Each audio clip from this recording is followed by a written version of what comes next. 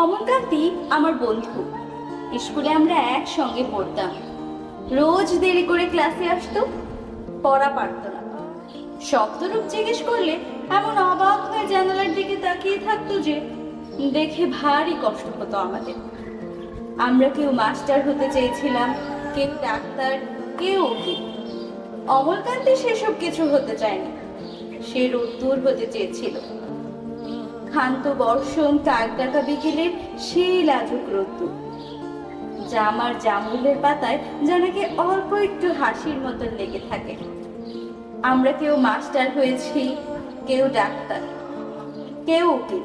অমলকান্তি রোদ্দুর হতে পারেনি। সে এখন অন্ধকার একটা ছাপাখানায় কাজ করে।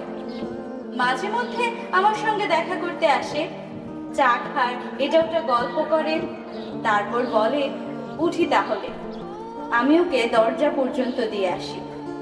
আমাদের মধ্যে যে এখন মাস্টারি করে, অনায়াসে সে ডাক্তার হতে পারত।